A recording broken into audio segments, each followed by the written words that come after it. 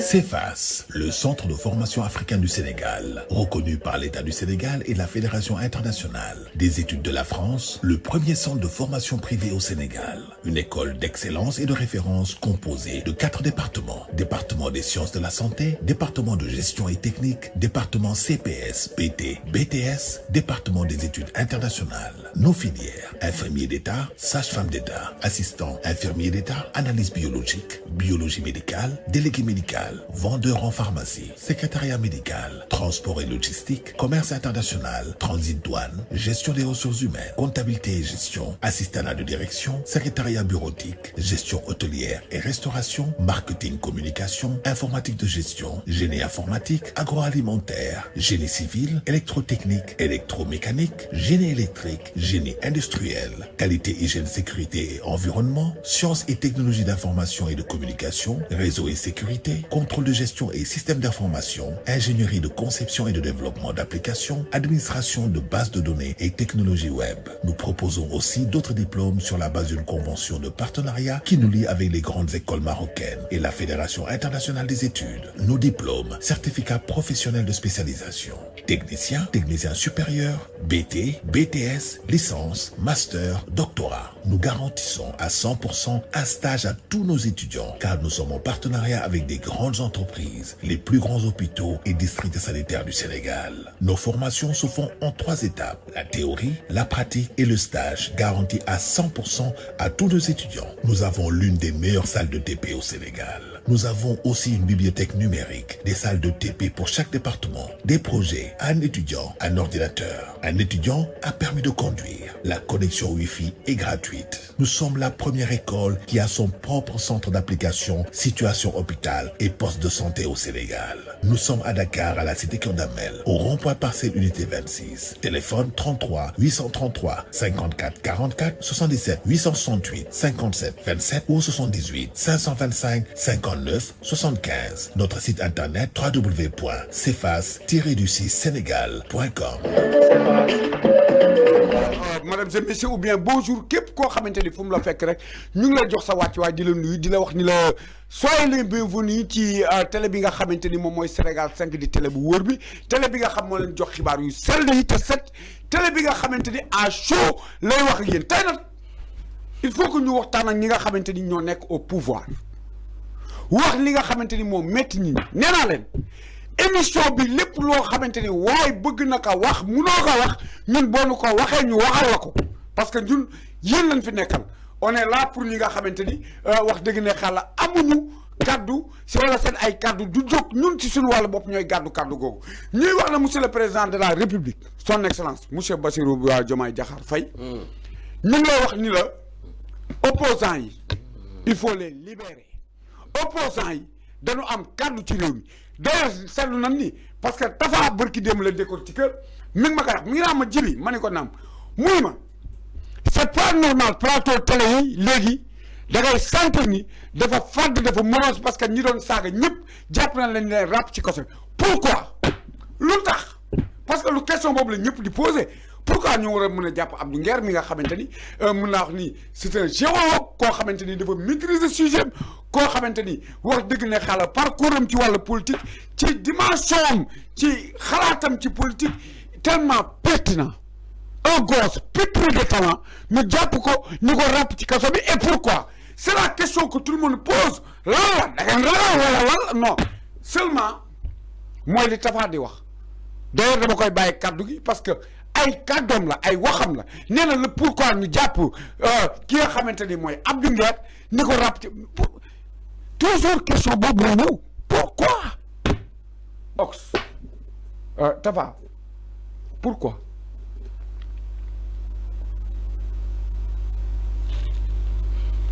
xanaa du yow laay wax Jibi pourquoi yow bu méttee rek man ngay jiital comme lan yow Jibi keroog bi ma convoqué criminalité da nga dem daf ma fekkoon dama la wax nga ni sa jabar moo am tour effectivement exactement bi ma convoqué waatee da nga dem yow dafa mel daal man maay sa nag moo xamante ni da nga koy teg rek bu dara amee nga jiital ko mu mbëkkante bi pare après ñëwaat dama cee jóge man sama gémmiñ gi maa ko moom dama waxul lu ma yóbboo mais monsieur le décortiqueur daanaka tey jii booy xool sujet yi ñu fiy teg yëpp benn bu si nekk yow yaa koy décortiquer.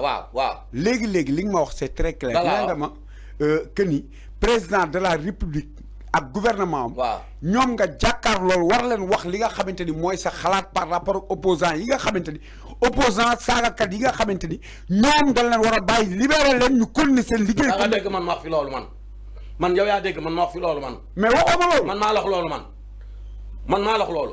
kon je t'ai posé la question man la ana Assane Diouf. mais man la ana Abdou Nguer. ma ne la ana ñu nekk yi biir ñëpp loolu lan la fay def loolu laa la wax. mais yow waxoo fi ni soo doon Moustapha Diakhaté gars yi war ci yoon war na ko woon jàpp parce que wax fi dara lu extraordinaire. c'est un opposant. parce que wax bi dan ma laajul bu ma laajoon ma décortiquer lan mooy moo bi. Goudavier bu ma ko laajoon ma wax mooy lan. Goudavier léegi par exemple.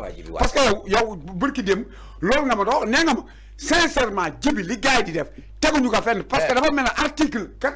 ban article laa la wax. man yow da nga dégg man mais jibi yow lan la dafa am lu ñu jote. non jotewul dara mais. léegi lan moo tax yow nga bëgg a chaque jour di ma jiital lan moo tax. wala décortiquer to. mais lii ma décortiquer naa ko ba pare loo ma ci dugalaate paa bi tëj nañ ko 2 mois ni ko tëj nañ la 15 jours loolu su nekk ci système décorticatif c'est pas logique. kon moom dafa anticiper yeneen ñi waroon. te daal na yeneen 15 jours dañ ko war a fay. dañ ko war a fay parce que la décortication est une chose boo xamante ni il faut nga comprendre ko. oui allo mënoo tëj kii di tëj ñaari weer après ni ko 15 jours lan la tëj kan la. commissaire wan. allo waaw monsieur le commissaire. mes respects. yaa ngi ñu suivre en direct nii. non mais attends waxuñu fi dara lu garaaw de. waxuñu fi dara lu extraordinaire. xanaa mu liggéey ba ni suivre direct. yow yaa tax nga dagg sa añ ñun ñoo tax nga dagg sa añ. yéen am na jot nag moom. mais kii nag moom ñun dañuy farce rek. doon toog nii di farce rek. dañu offensé président de la république. kañ lañ ko offensé. kan moo ko offensé lan la. waaw lan lañ fi wax ñun. nee na mot bi nga répété. ban moo Goudavier. am. allo. waaw. lii laa lay tere chaque jour. booy wax doo xam nooy waxee. wax bi dafa garaaw. xamal looy wax. waaw yow tam. mais yow guñaa nga wax man guddaa laa wax bokkul. waxal de. waaw waxal ca kaw. mais yow tam monsieur le commissaire. coupé raccroché au nez. jébi man lii moo taxoon ma jàpp sama kóol toog sama place. non man sincèrement dama la wax nag gis nga madame et monsieur on s'excuse. di jégalu gouvernement bi yëpp ci wax ji nga xamante ni. monsieur le décortiqueur wax na ko. di ay wax yoo xamante ni nee naa ko chaque jour saa bu ñuy def li nga xamante ni moom mooy journal bi dama koy brief xamal ko ni ko carrément li ngay wax waroo ko wax nguur gi parce que tamit munoo. jébi ban nguur laa waxal. oui waaw ñu arrêté émission bi ñëw léegi cybercriminel. non man dama am dëj. ñun nga wax de ñun. dama am dëj. nous deux wala moom. non ñu deux yow la wax jibi. non xaaral. non jibi la wax. waaw monsieur le commissaire. laaj ko tur yi na leer laaj ko tur yi. waa kii convocation bi mënul. kan la wax yooxu na ma nee na moom mënul xaar. kan la wax kan ban tur ak ban tur. ñun ñaar ñëpp. kan ak kan tur yi. ay waay monsieur le commissaire ñaar ñëpp nee na ma jibi ak Tafa. ak Kassa yàqoon. Tafa waaw Tafa mën na dem. Tafa mën na dem. non du man man sama carte d'identité moo propre dama am sama tur. c'est que nit buy wax dañ koy déglu parce que déjà man dès le départ waxoon naa la fii ni la Tafa émission bii ñuy def wax dëgg ne xel ñun ñoo war a am xel mu toll na lépp lu ñuy wax ñu xool ko parce que cybercriminalité kaay ma wax la benn affaire de ñëpp la ñuy suivre. waaw léegi lan moo tax man. ñëpp la ñuy suivre rawatina Sénégal 5 moom ñoom duñ ko teggi bi parce que ñun nit ñuy surveiller. waaw moo raw meew ci kaw taal. waaw léegi soo bëlee kuy wax yaa waxoon. waaw non dama lay wax gis nga bi nga naa ma sànq ñi nga xamante ni pouvoir bi noonu lay doxee ak ay opposants dafa doy ak man la fii opposant amu fi. yaa dégg man ma wax la pouvoir nii lay doxee ak opposant. non mais yaa ma ko man maa la ko kañ laa la ko wax. non mais bi lay décortiquer. nee naa la décortiquer ma li nga xamante ni mooy doxinu gouvernement par rapport. face ak ñi nga xamante ni mooy les opposants. man sama yoon nekku ci laa. Assane Diouf dem na. dafa dem c'est pas normal. dafa dem du yoon. du yoon waaw lii laa lay wax logiquement du yoon. lii laa lay wax waaw. nga ni Abdou Nguer warul dem. waaw c'est pas normal. waaw loolu nga ma wax. waaw nga ni ma aussi kii nga xamante ni mooy suñu pape Moustapha Diakhaté boo waree saaga nañ ko libéré. man maa la tegal ka les bonnes conditions yi mu war a saaga yaa ma ko wax. man maa la wax lii bi. yaa ma ko wax. man maa la wax lii bi. ah waxatoo loolu. kii gars yi ngeen baal ma dama am dese léegi nii. l'émission tire à sa fin. l'émission tire à sa fin. loolu génneewu la ci de. dama ni plateau bi sax dama ni wuy ma commissaire bi nee na ma. yow ak Tafa ñëw leen léegi-léegi cybercriminalité du ma la fi bàyyi. man dama am dëj. dama ni laa il kaay na ma wax la nag wuy ma gis nga ñii bu la woowee midi une minute fekku la fa bu lay jël si da lay jàpp di la tuccel ba keroog. mais man dama am samay droit. parce que tudd nu sama tur. Tafa lan tudd man je ne m'appelle pas Tafa. j'ai mon nom propre nom ak sama sant. en tout cas di leen jox seen wàccuwaay na xam kan lay woo. di leen sant di leen gërëm di jéggalu kàddu yi nga xamante ni kàddu yu ñaaw yi fi ki nga xamante ni mooy li dëgg la décortiqueur yëkkati di ay kàddu yoo xam ne kàddu yu ñàkk teggin la di ay kàddu yoo xamante ni kàddu yu rafetul la yéen téléspectateurs mbokk yi nga xamante ni yéen Sénégal di ñu suivre Sénégal fii ci Sénégal 5 ñu ngi leen di jéggalu man nag wax dëgg ne xala je dis merci beaucoup au président de la République di remercier le gouvernement di remercier son premier ministre son excellence monsieur le décortiqueur nee naa ko ba tàyyi opposant yi nga xam ne ñu ngi saaga wax dëgg ne xaal ku ànd ak ñoom ci loolu man de ànduma ci le décortiqueur nag ku nekk na nga féetewoo sa cëggal guy mesdames et messieurs à la prochaine.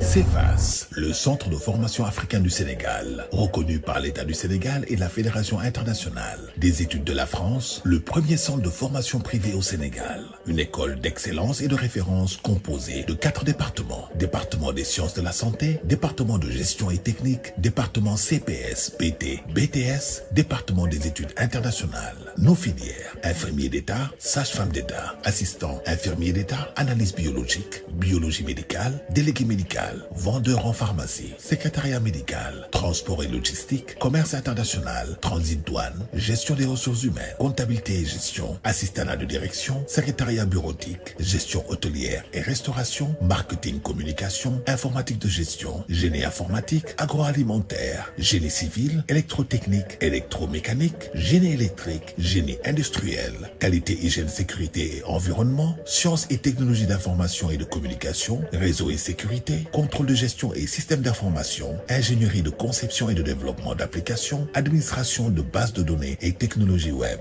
Nous proposons aussi d'autres diplômes sur la base d'une convention de partenariat qui nous lie avec les grandes écoles marocaines et la Fédération internationale des études. Nos diplômes, certificats professionnels de spécialisation, technicien, technicien supérieur, BT, BTS, licence, master, doctorat. Nous garantissons à 100% un stage à tous nos étudiants car nous sommes en partenariat avec des grandes entreprises, les plus grands hôpitaux et districts sanitaires du Sénégal. Nos formations se font en 3 étapes, la théorie, la pratique et le stage, garantis à 100% à tous nos étudiants. Nous avons l'une des meilleures salles de TP au Sénégal. Nous avons aussi une bibliothèque numérique, des salles de TP pour chaque département, des projets, un étudiant, un ordinateur, un étudiant, un permis de conduire. La connexion Wi-Fi est gratuite. Nous sommes la première école qui a son propre centre d'application, situation hôpital et poste de santé au Sénégal. Nous sommes à Dakar, à la cité Kondamel, au rond-point parcelle unité 26. Téléphone 33 833 54 44 77 868 57 27 ou 78 525 59 75. Notre site internet www.cefas-sénégal.com.